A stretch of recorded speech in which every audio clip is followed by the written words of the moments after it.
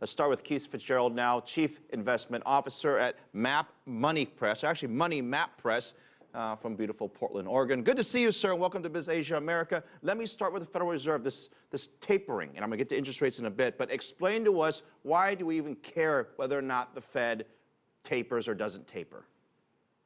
Well, you care because of this. The Fed has maintained a program where it's artificially keeping interest rates low by injecting $85 billion a month of liquidity into the markets. What that means in plain English is that they're using a tremendous amount of money to buy bonds and presumptively keep interest rates that want to go up actually down. The theory is that this will trickle into the rest of the economy in the form of spending, low interest rates, low mortgage rates, low credit card debt, and the idea is that the consumer will feel emboldened, they will borrow more, and they will spend more. Here in the United States, consumer spending makes up 70% of the economy. The problem is that the Fed is out of bullets and they're out of magic tricks. This isn't working as well as it used to, which is why you saw a lot of hesitation today when the Fed acknowledged that it's just going to continue but not really do anything about it. But wouldn't one argue that it has worked? The housing market has bounced back. The markets, for all intents and purposes, are at all-time highs. Employment levels have come down in the United States as well. I mean, what hasn't worked about it?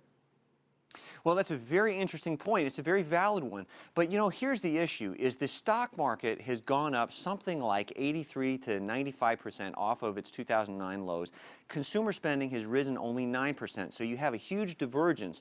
Really what that points to is that the stock market has enjoyed the liquidity boom, but the consumers have not. So the worry whenever you see a divergence is that there's got to be one of two things happen. Either earnings have got to come down, or market prices have got to come down, or earnings have got to come up. Either way, there's a looming correction. This is a classic sign for technical traders that there is maybe a danger sign flashing on the dashboard. Okay, the other thing I want to get to is this this money printing, this quantitative easing, the tapering.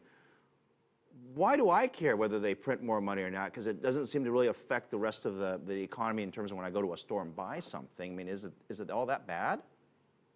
Well, that's the real issue, is that, you know, they have bailed out Main Street and they've left out middle America. Wall Street has left them out. So yes, you do care, because if they in fact take that liquidity away, then instantly credit grinds to a halt, and all of the lending that you presumptively expect to be there isn't. So the consumer who is addicted to debt, the stock market which is addicted to debt, immediately says, where's all my money? And prices correct artificially. Okay, I think we should just burn one of our credit cards right now, because yes, we like our debt and we like our credit cards. But I want to ask you about the economy a bit more here. When you talk about interest rates, this tapering doesn't even affect interest rates quite yet, but rates are at zero. When will they actually increase rates? And is America, and for that matter, is the world ready for higher interest rates, whether it comes out in 2014 or 2015 or 16? That's a very interesting question. If you're a Keynesian economist, you say no. You say, I want the interest rates as low as possible, because that's going to allow the government and additional things like the Fed to make up the gap, the spending gap, until you can acquire enough growth that you in fact begin taking bad assets off the sheet and you can taper that off. If you're an Austrian economist, you say no, no, no. You've got to let rates rise naturally, and companies actually have to die to make that happen in order to provide success. I personally am of the latter school. I think we need to have pain now. Unfortunately, the Fed is merely kicking the can down the road. There's no quantitative empirical way to prove that at the moment. But to me, this is like taking cough medicine in small doses. You've still got to swallow this stuff, and it's still going to taste bad at the end of the day. The question is, on whose watch is this going to occur? Bernanke doesn't want it on his watch, and Yellen doesn't want it on her watch. Congress doesn't want it on its watch, and the president sure as heck doesn't want it on his watch. I have a, it's not a silly question, but it's just something that's been bugging me for a while. The United States government sets interest rates. Those interest rates we pay U.S. Treasury are the bills, the people we owe money to, right? If we raise the rates, aren't we basically saying that we're going to have to pay other people more money in terms of the debt that we owe? Why would the U.S. want to raise interest rates basically on ourselves? It doesn't seem to make any sense. Wouldn't we want rates basically at zero, because that's the cheapest way to go?